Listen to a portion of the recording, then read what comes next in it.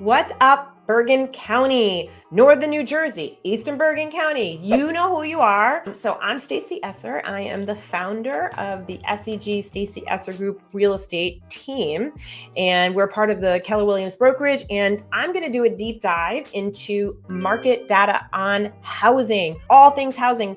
Everybody wants to know what's going on with the housing market. Interest rates are changing. Buyers are maybe coming off their fences. Sellers are maybe starting to think, I'm going to be able to sell because I can afford buying a new house. So there's like a lot of stuff going on. And of course, you're getting flooded with information all over the media. And the cool thing is that Bergen County is not like a lot of the other areas going on in the country. So what's happening in our market is different. So let's talk about why that is and what is happening with our market. So again, probably different than what you're hearing from other states in the country and maybe even from other people around you. The way that I love to look at the data is by looking at it two ways. I like to look at the data through lagging indicators and through leading indicators. So let me break down for you what the lagging indicators are. We're going to look at how many homes have sold. We're going to look at what those prices were. And then we're going to look at how many homes are under contract. So those are all things that already happened, right? They happened already. That's why they're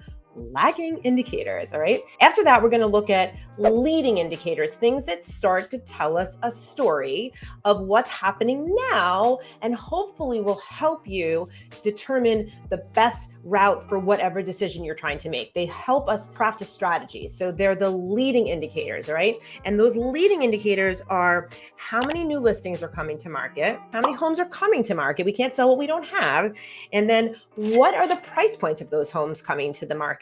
And then last, but probably most importantly, are there any price reductions happening? And those are all future-facing indicators, and they're a great way for you as a buyer or a seller or just a homeowner who wants to know how much equity is in your house to understand what is the pulse of the market. And it gives you a good indication of what's going to happen. All right, let's get started with our first lagging indicator, and that is homes sold. On my screen, what you're looking at are three lines indicating 2022, 2023, and 2024. So the yellow line, 2024. So let's start. Now, this is basically a 12-week look back, and we can look at what happened in the year before and the year before that. So we could see already we're looking at a decrease in homes that sold from 2023 and 2022. You could see there's a 16% decrease in homes sold. Again, why is that a look back? Because the sales cycle is going to be a minimum of 3 months, probably more like 6 months between the time a house gets on the market to when they get under contract to when they get sold. It's definitely at least 3 months.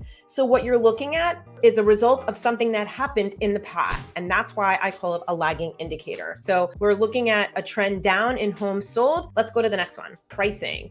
So we're going to look at the median sale price. Again, same data point here. We're going to look at the median sales price. Everything got upside down here, right? So the median sales price, and I'm going to say this again because it's important and it's hard to sort of understand, but you visualize it. These are the median sales price of homes that are closing right now, right? These are the homes that are closing. All of this happened in 2023. All of these homes over here, this yellow line is 2024. All these homes that closed were on the market in 2023. Went under contract in 2023. They just happen to be closing in 2024. Again, that's why this is backwards facing data. So you could see already that it's year over year, 639,000 is the median price point, which represents an 11% increase. That's crazy. An 11% increase in the previous 12 weeks. So the year over year. So there's an 11% increase in median price point. All right. So the next one we're looking at are pending sales. So pending sales is just another way of saying under contract. When a house is pending, it's under contract. So the house first goes on the market and then it gets an accepted bid and then it goes under contract. And then after under contract, it gets sold. So you can see you have a decrease in pending sales. So most likely these pending sales happened later in the year because they're still not closed yet, but definitely could represent homes that went under contract in the month of January. And this is a very startling number. This is a 33% deficit to the previous year. So that it's an incredibly strong indicator that we were still in, I would call a housing crash, but the housing crash was how many units were being sold and not pricing. And before we get into the future facing indicators, I'm just going to take a minute to review why we had the least amount of units homes sold in such a long time. And it really was a product of a couple different things. Affordability, obviously being the most glaring one. We hit 8%, I think, at the end of October in interest rates. And the other part is inventory. And those two things are inextricably linked because people have to move out of their houses for us to get inventory. Especially in Bergen County, we don't have enough new construction to make up for the demand. And we don't have enough new construction to get us the amount of product we need. So we've got to have people who will leave their houses. And we just have a lot of people who are deciding to age in place, people who didn't think they were going to stay in their houses as long as they were, unlikely landlords. You've heard the term lock-in effect, people who are locked in at very low interest rates and they don't want to sell because they don't want to buy when their interest rates are going to be so much higher, when the cost for them to carry whatever they need to buy is so much higher than the cost for them to carry where they are, basically is a huge hurdle. So that lock-in effect, it was a big deal. So we had affordability, we had inventory issues, and you could see all of that in the three indicators I just showed you. But let's take a minute, let's take a breath, and let's talk about the future-facing indicators, the leading indicators. Let's go to the first one, which is going to be new listings. So here's interesting. So if you've been following this, you saw that the other indicators I showed you, other than the price, were way below where we were for the previous 2 years. But now, and this little yellow line is the 2024 line, you can see that the year over year for 12 weeks is actually 1% over where you were the year before. That is huge, right? So that is a big move in the right direction for inventory, new listings coming to the market, right? Can't sell what we don't have, okay? So why is this happening? Okay, well, interest rates have come down. When people ask me timing on their house, it's funny. It used to be, I would say, all right, the best time to sell is in the spring. Now I say the best time to sell is when there's more affordability and less competition. So if the interest rates have come down, and I think it's important to also remember, like for every 1% that interest rates rise or fall, it is the equivalent of 10% buying power. That's a huge number when you think about it. So sellers are going to get more money because buyers can afford it. So this is really cool. This is like a good sign. We're seeing that the new listings, which is a definite leading indicator, are not that bad, right? 1% above where they were the year before. All right.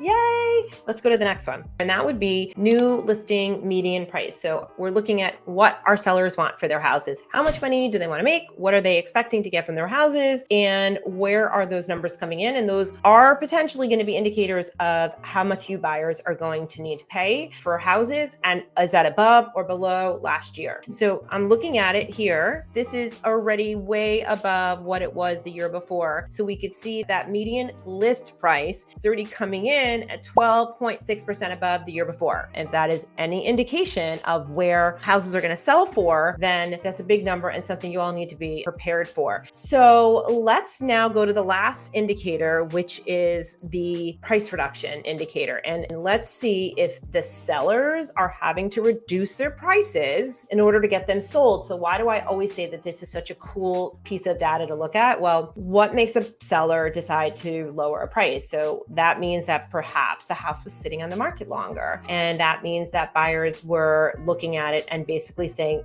nope, I don't think so.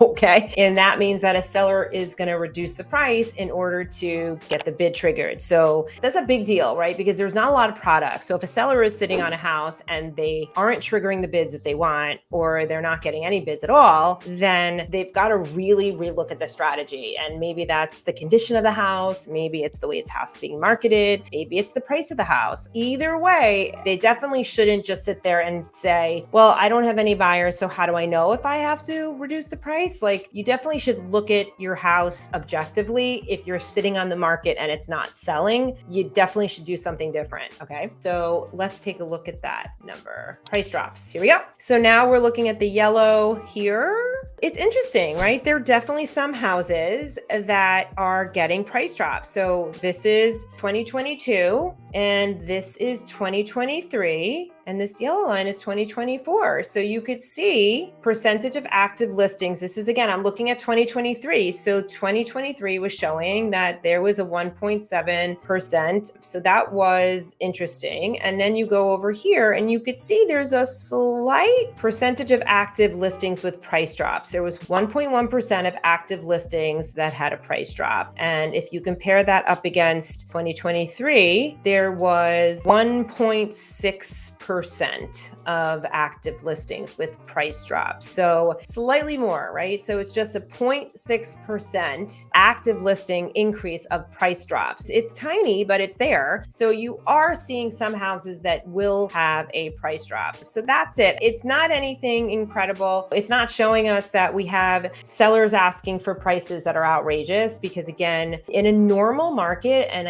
let's go back to like pre the unicorn years, 25 to 30% of homes would actually see a price reduction. So we're not really seeing that.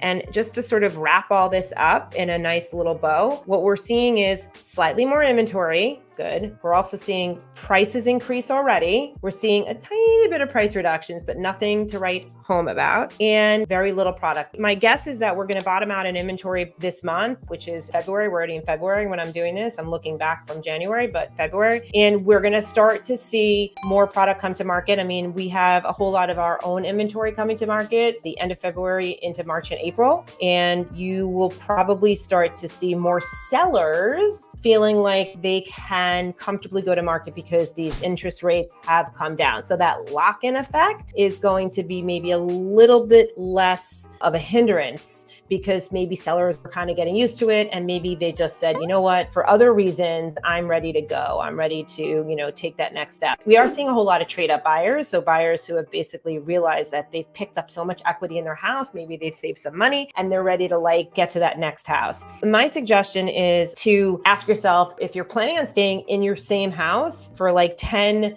15 more years, maybe you're not the ideal seller. But if you're looking at getting out of your house in the next 5 to 7 years, and you maybe need more space, maybe need less space, you're not long for that house for a long period of time. Do business in the market you're in. We don't really know what's going to happen in the future. We don't really know. Keep an eye on the interest rates, because that is a direct correlation to buyer activity. Buyers seriously would not be waiting until the spring. If there's something you like, go for it. Be the best buyer. There's specific ways you can be the best buyer. And sellers, there are very strategic methods we use to get our sellers more money for their houses. I don't care that you're in a seller's market. You can still get more money for your house, and we help you with that. I am going to include 2 links I'm going to give you guys. One is to set up a strategy session with us, which is there. And then the other link is if you're interested in some homes that are not on the market yet, there's that link as well. And again, I really appreciate you spending time with me and going through the deep dive of